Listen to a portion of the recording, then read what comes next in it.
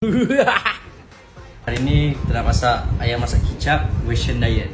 Kita perlukan bawang merah dengan bawang putih.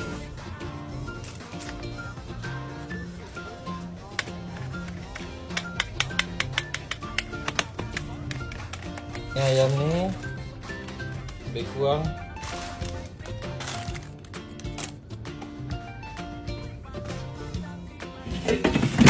buat lebih kurang dalam 180 lah, 180 temperature.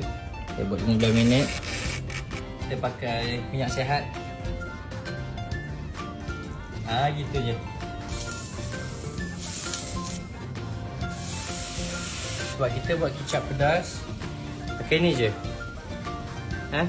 untuk tambah. So benda ni zero calorie. So zero calorie. Kau tak nak fikir pasal gemuk ke apa ke, kicap biasa ada gula ke, ni tak ada. Ni memang zero calorie.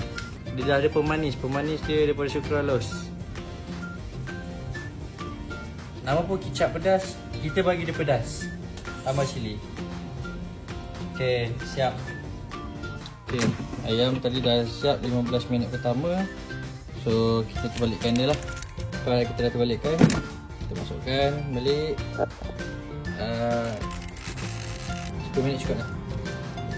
Okay, ayam siap. So ni lah kejadian dia. Ni kuah tadi. Nak gaul kat dalam ni boleh, nak tuang pun boleh. Saya tuang je lah. Jadilah ayam masak kicap pedas. Okay, so makan dengan nasi lah. Lepas tu lauk-lauk lain korang nak makan apa, sayur boleh, tepi ke apa ke. Enjoy. Bismillahirrahmanirrahim. Allahumma barik.